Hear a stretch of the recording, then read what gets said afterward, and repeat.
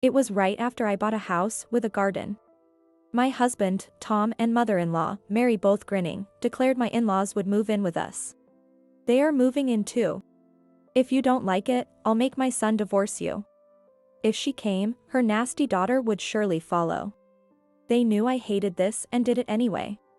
The daily harassment would continue even in the new house. I shuddered at the thought. No, I don't want to live with you. What? You don't seem to understand your position. Her eyebrows shot up. She pulled out divorce papers from somewhere. And my husband's part was already signed. Her face showed she only cared about getting the house. Their plan had worked perfectly, which was terrifying. I struggled to hold back my laughter. My mother-in-law, seeing me trembling with my head down, looked triumphant. I quietly signed the divorce papers, packed my things, and left the dreaded house. I got a barrage of calls from my ex-mother-in-law on moving day. Have you realized yet? She demanded to meet and talk. That's exactly what I wanted. I would meet her and put an end to this myself. I made thorough preparations to confront them and headed to the final showdown. My name is Emily. I work at an advertising agency. My husband, John, was introduced to me by Michael, a manager at a newspaper company. As someone in a weak position, I couldn't refuse Michael's offer. I was 29 at the time, and after 6 months of dating, I married John due to his persistence. I ended up cursing myself for making a poor decision at such a crucial moment. I think my ex-mother-in-law, Karen, intended to deceive me from the start. She seemed gentle and kind, but her attitude changed as soon as I married. She dropped the mask of a reasonable older woman and revealed her true colors as a cruel mother-in-law. Hey, Emily. What are you dawdling for? I told you to weed the garden after cleaning the dishes. Not a day passed without her shrill voice echoing through the house. I felt exhausted every day. I could barely manage a sigh in response. After the wedding, I agreed to live with my in-laws at John's insistence. His father had passed away, and Karen had been struggling with a leg injury for years. He begged me, saying he couldn't leave his aging mother alone in the old house. But when I got there, I saw Karen walking around just fine. She claimed educating a daughter-in-law is a mother-in-law's duty, and treated me harshly every day. John was no help either. Whenever I suggested living apart, he made excuses and avoided the issue. He was always doing whatever she wanted. He never stood up for me when she scolded me. Yeah, my mom has quite a temper, huh? Stop grinning and help me. This is really hard for me. After getting married, I began to feel intense anxiety and depression. I found myself crying unexpectedly or feeling nauseous for no reason. After consulting a specialist, the doctor diagnosed me with an adjustment disorder.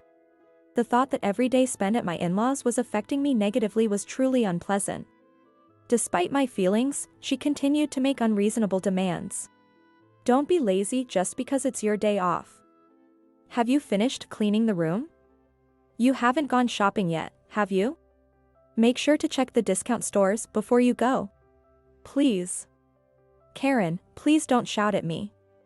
I have a headache. I'll do the cleaning and shopping later. Don't give me that. When you're told to do something, you do it immediately. You're the daughter-in-law, aren't you? A daughter-in-law is not a maid. I wanted to retort. Her demands often involved the house itself. Clean the gutters. Replace the wallpaper. Fix the splinters in the pillars. The in-laws' house was very old and falling apart everywhere. It creaked whenever the wind blew. Each time, she would urge John to get a new house. This place is a rental, you know. We're renting it cheaply from an acquaintance. Just once, I want to live freely in our own home. Don't you think so, John? I do, but we can't afford it on my salary. A house of our own is just a dream. Karen grew frustrated with her useless son. Of course, she took out her frustration on me. Cook. Clean. Weed the garden. Take her to the hospital. She didn't care that I was exhausted from working full-time. It was no wonder I developed an adjustment disorder. I couldn't help but think that every day. 6 months after moving in with my in-laws, a woman who made my miserable life even worse arrived. John's sister, Lisa, came back after her divorce, bringing her child with her. She said her ex kicked her out, saying he didn't want to see her face anymore. Well, it's my fault, really. I left my kid unattended and slept with my husband's senior. What kind of ethics does this woman have? Seeing my horrified expression, Lisa smiled slyly. Lisa, who looked just like Karen, acted just like her too. She refused to do any housework and made me clean her room as well.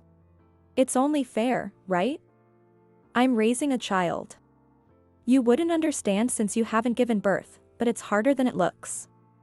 So, thanks in advance for your help, Emily. Lisa didn't work. She lazed around all day. Her childcare was half-hearted at best. She lounged on the sofa doing nothing.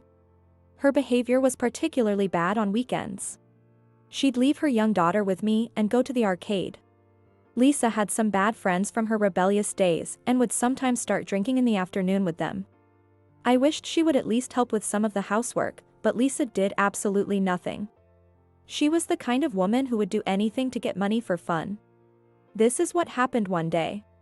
Lisa handed me a drawstring bag, and when I looked inside, these are my dad's. Cufflinks, rings, vintage lighters. What? What do you expect me to do with these? Figure it out. Sell them. And make sure you get a good price, okay? The belongings of my late father. These were supposed to be keepsakes. Yet, Lisa casually told me to sell them. I felt a wave of sadness. The thought of her using the money to go to the arcade made it even worse. Unable to bring myself to do it, I explained the situation and handed the bag over to John. I don't know what he did with his father's keepsakes, and frankly, I don't want to know. When Lisa first returned, many things happened. My belongings frequently went missing after she arrived. I also discovered around that time that John was probably having an affair. A friend who worked at a different advertising agency happened to see him in town on a weekend. John was walking arm in arm with a flashy young woman. I was furious when I heard the story.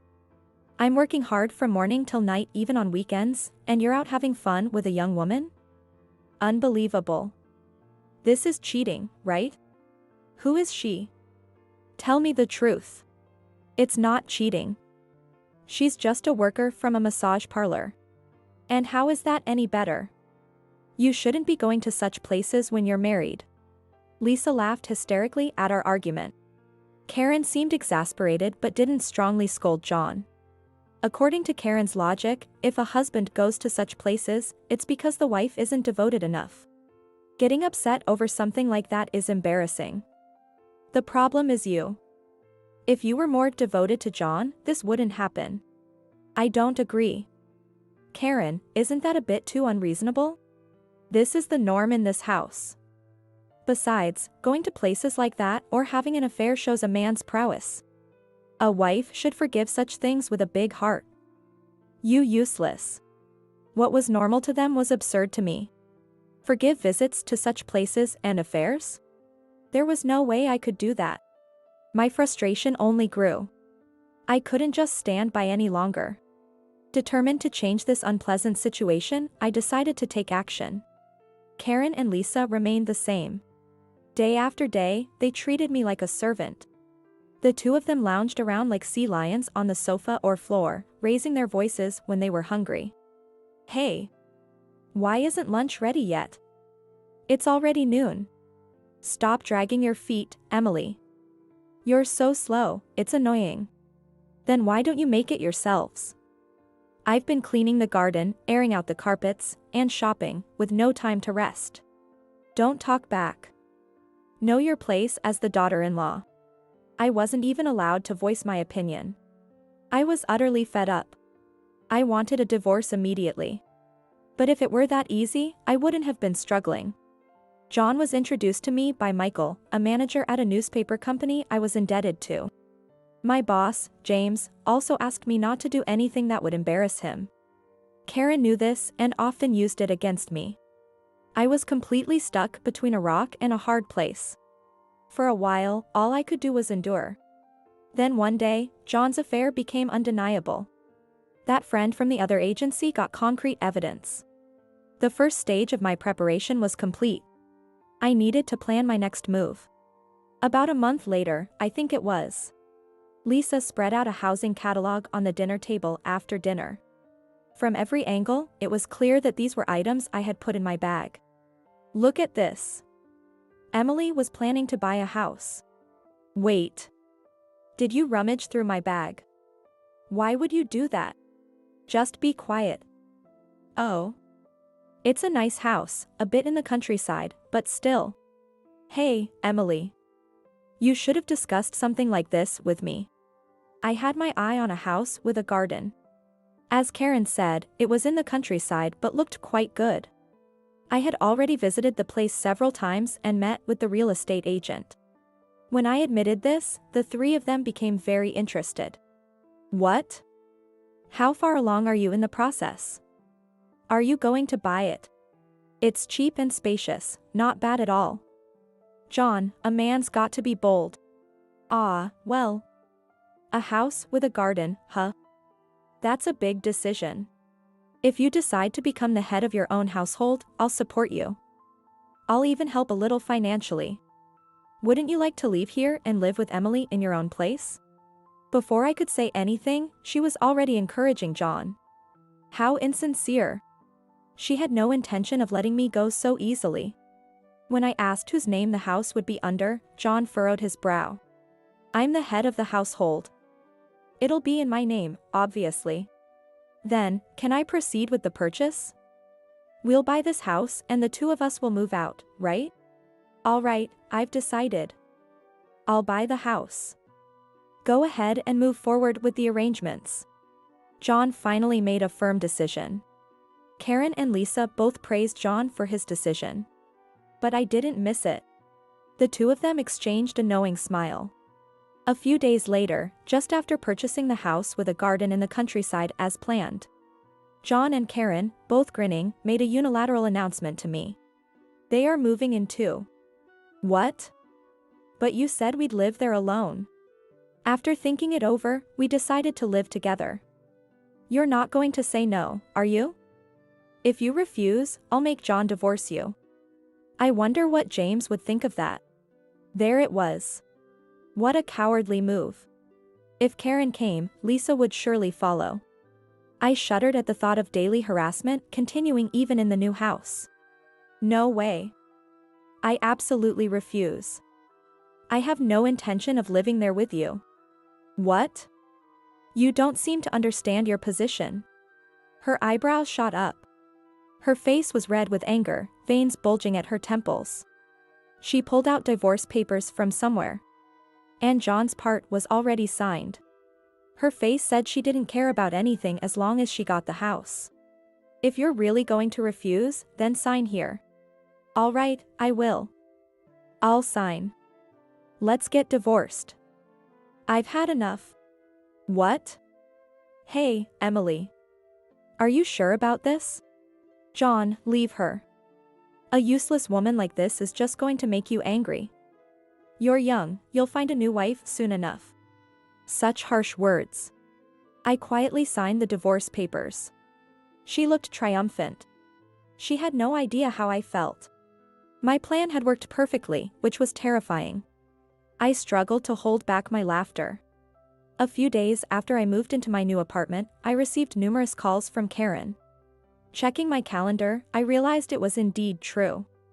Today was their moving day. So, she's figured it out. The incessant ringing. Typical Karen. Ignoring them didn't help, they kept coming. Finally, I picked up due to her persistence. Karen didn't even greet me, she just started yelling. Emily. How could you do this? What kind of house did you make us buy? Hello, Karen. Calm down. What are you talking about? I don't understand. Don't play dumb. This house. You knew it was defective when you bought it, didn't you? Didn't you? That's right. The house I chose had issues. The ground was unstable, often causing the land to sink. Even a new house could have doors and windows that wouldn't close properly after a few years. There were old mining tunnels nearby that caused the problems. However, the locals knew this. They built their houses on stable land. Only clueless newcomers fell into this trap. I used this problem-ridden house to trap those three. It was tough to find a reasonably priced defective house, even with the help of a real estate agent. I also arranged for Lisa to steal the real estate catalog from my bag. I had deliberately placed my bag in an easily noticeable and stealable position. Unaware, they fell right into the trap and moved in. It was hard to keep from laughing when I signed the divorce papers. I wanted to tell them everything, but I couldn't. I played dumb. A defective house. That can't be right. There must be some mistake. What is with that attitude? So fake. Just come over here. What? No. Honestly, I don't ever want to see you again. What? What did you say? There was no way I wanted to see that unreasonable family again. I told her I wouldn't meet them even if they paid me. Then, John took over, after she clicked her tongue. Emily, please. Think about our situation a little. I could say the same to you, John. Did you ever think about my feelings? No, you didn't. I was always isolated. I'm sorry. I'll apologize. Just tell me where you moved to. Why would I tell you that? If you showed up, I'd have to move again. I want to cut all ties with you. The conversation went nowhere. Eventually, Karen and the others started making even more outrageous claims. They said the divorce was invalid and that we were still family. I had 2 colleagues sign as witnesses and submitted the divorce papers to the city hall. Invalid? No way. How unreasonable could they be? Anyway, just meet with us once. We need to settle this. Please, Emily. Just once. Let's settle this properly. Karen and John insisted on meeting and talking. Even if I refused, they would surely call again. I had no choice. I decided to meet them and put an end to it myself. Fine. I'll meet with you once. Thank you. I owe you one. But I'll choose the time and place, okay? I couldn't risk being ambushed or followed. I needed to have the upper hand to ensure my safety. After making careful preparations, I arranged to meet the 3 of them at a cafe. I arrived at the designated cafe 20 minutes late. Karen and Lisa were already furious from being made to wait. John had a strained smile on his face. As expected, they were predictable. How dare you keep your elders waiting? It's so disrespectful. I don't want to hear about respect from you. So, what do you want? What's with that attitude? It's infuriating. We're stuck with a defective house because of you. Take responsibility. I told you, I don't know anything about that. You decided to move in on your own, didn't you? She faltered. She couldn't deny that. Karen and Lisa had willingly moved into the defective house. Their previous home was being renovated by its owner. So, the only place they had to live was the defective house. If you're done, I have something to say. Karen, I will be suing you for damages. Prepare yourself. What? Damages? Suing. Why? What did I ever do to you? Tell me clearly. You mentally tormented me to the point of developing an adjustment disorder. I showed them a copy of my medical diagnosis. The 3 of them stared at it intensely. Karen's eyes were especially wide. She probably never imagined I had been seeing a psychiatrist. You never thought about how much your words hurt others, did you? It was very painful for me. I felt nauseous and cried a lot. It was really tough. That's because you're weak. You were a lousy daughter-in-law and deserved it. Isn't that right? That's part of it. Calling me a lousy daughter-in-law repeatedly is slander. Slander is punishable by up to a year in prison or a fine of up to $3,000. What? That's ridiculous. What's ridiculous? Karen didn't understand the gravity of her actions. She had no idea how sinful her behavior had been. How harmful her verbal abuse was. You also did other things that are punishable by law. You threatened me multiple times, saying you'd tell James about the divorce. That's extortion. Wait. Isn't that a bit exaggerated? It's not exaggerated at all. By the way, extortion carries a penalty of up to 2 years in prison or a fine of up to $3,000. I won't back down on this. All right. Wait a minute. Lisa stepped in. Her eyes were sharper than usual. She had the look of a former delinquent. As if saying, I won't be intimidated by your threats. What is this? Scaring my mom by taking advantage of her ignorance. Do you have any proof of these so-called slanders and threats? Yes, I do. I've been recording everything. What? Recording. Yes, I had been recording with my phone's voice memo. The entire time I lived at my ex-in-law's house. I had plenty of audio recordings. I also had data extracted specifically of Karen's abusive language. Submitting this as evidence would undoubtedly confirm the charges of slander and threats. Did you really think I'd just take it? It's not just Karen. Lisa, you're also guilty. You'll be held accountable too. What? Why me? What did I do? Think about it. Haven't you committed any crimes? Or are you saying you haven't caused me any trouble? Of course not. Don't be ridiculous. Lisa insisted she was innocent. I showed her the screen on my phone. Lisa's face turned pale. No wonder. It showed her rummaging through my bag. The ugly scene of her searching the contents while glancing around nervously. What's that? How did you record this? Because my belongings frequently went missing after you arrived. Makeup, accessories, clothes, bags. I set up a hidden camera. This is awful. How could you do that? You're just a daughter-in-law. Unbelievable.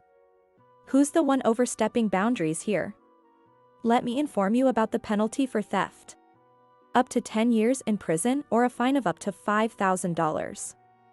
I'll be contacting the police. Lisa's mouth opened and closed. She wanted to retort. But she couldn't. She looked completely helpless. I had kept track of all my missing items.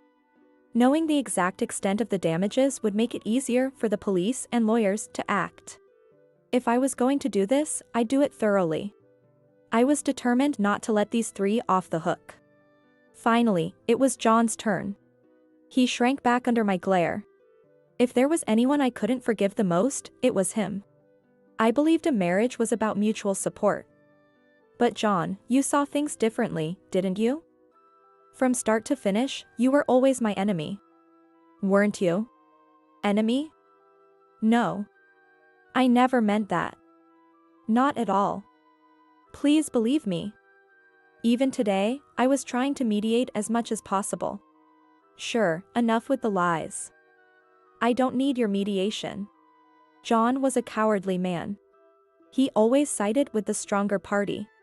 He had always been with Karen and Lisa. Even now. He was trying to placate me to save himself. If he had been a slightly better man, maybe I would have stayed married. If he had said, let's move away and live just the two of us, I might have done that.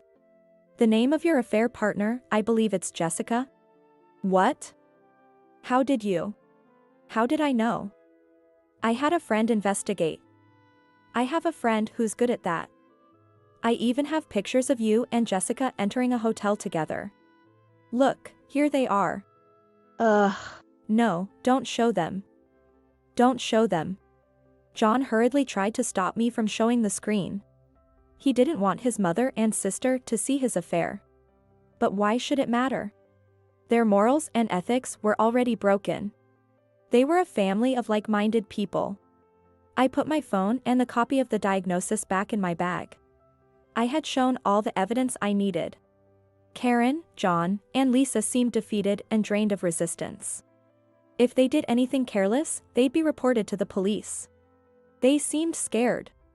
But unfortunately for them, I was fully intending to consult the police regardless of their actions. I believe the police will come by eventually. Don't try to run, it'll only make things worse. And make sure you don't follow me. Understood? Emily. Don't be so cold. We were married until recently, remember? Yes. Honestly, I think marrying you was a huge mistake. I feel so relieved we're not a couple anymore. If you follow me, I'll press charges for that too, so be ready. Don't wait outside my office. Don't contact me unless it's absolutely necessary. I made a few simple agreements with the three of them and left the cafe. Even after I left, they sat there looking dejected. You can't stop people from talking. The news of John's divorce quickly spread at his company. The reasons, his infidelity and mistreatment of me, spread along with it. As a result, John faced significant cold treatment at work. After all, the person who had introduced us was Michael, from the affiliated newspaper company. Naturally, John lost his trust and was viewed harshly. Unable to endure the hostile environment, John eventually quit. He struggled to find new employment, and his relationships with his mother and sister became strained. John reappeared in front of me about a year after our divorce. He called out to me as I was leaving work, and I turned to see a shabby-looking man standing there. John. I barely recognized you. I know. People say my face has changed lately. He seemed to have gone through a lot. Understandable. Karen and Lisa were convicted and fined. I had claimed alimony from John. They must be struggling financially now. They still had to pay off the mortgage on the defective house, so things were tough.